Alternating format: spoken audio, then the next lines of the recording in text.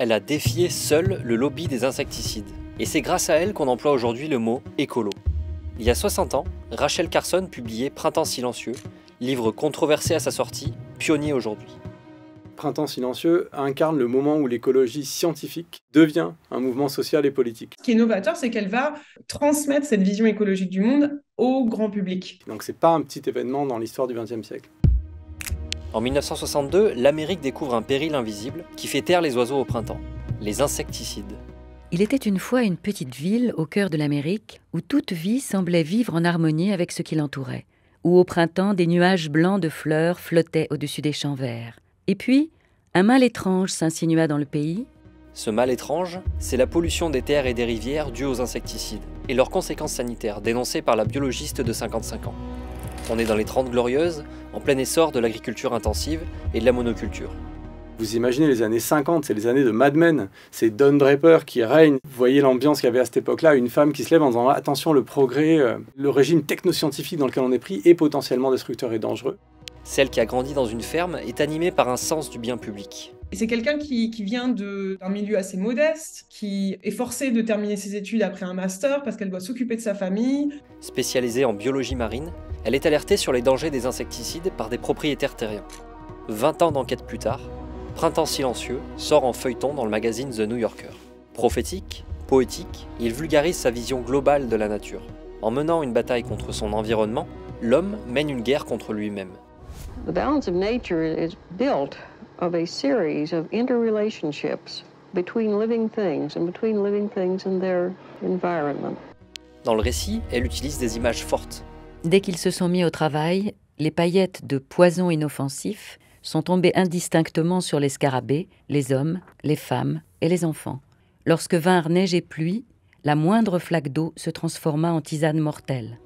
Elle plaide pour parler de biocides et non d'insecticides, parce qu'ils détruisent la vie, pas seulement les insectes. À l'époque, certains termes sont nouveaux.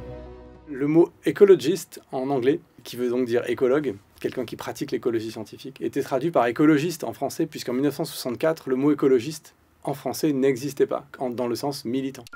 Rachel Carson fait ainsi sortir l'écologie des laboratoires. Le livre est un carton commercial qui reste en tête des ventes pendant plus d'1 an et demi. Ça a marché parce que le livre était écrit dans la langue de l'ennemi, dans une belle langue, mais dans un style d'argumentation scientifique hyper serré, avec un appareil de source énorme, une bibliographie colossale. Il y a plus de 60 pages de notes qu'on a mis à la fin du bouquin qui montrent la forteresse, l'ampleur de la défense qu'elle avait construite. Carson fait trembler l'industrie chimique, qui riposte par une campagne de dénigrement relayée par des scientifiques. Dans la presse, on la fait passer pour une hystérique.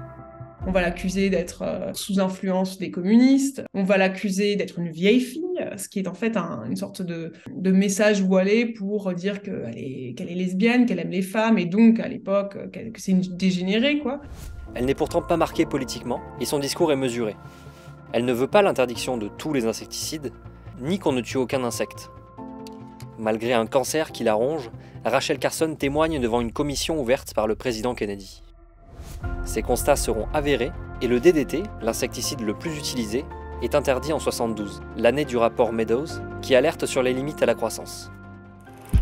Elle meurt 2 ans après la sortie du livre, qui connaît un succès nouveau depuis la récente prise de conscience des changements climatiques. Printemps silencieux reste une boussole. Plus les années passent, plus le livre se vend, et donc on est sur une courbe qui monte, ce qui est rarissime. Les courbes des livres, normalement, ne montent pas. Carson inspirera des penseurs de l'écologie, comme Arne Næss, le Norvégien qui théorise en 1973 l'écologie profonde, selon laquelle toute chose peut exister pour elle-même. Je crois que tous, on est travaillés par cette idée qu'il y a peut-être des pollutions auxquelles nous sommes exposés et dont nous n'avons pas idée. Et je pense que ça reste très fort et ça reste très contemporain.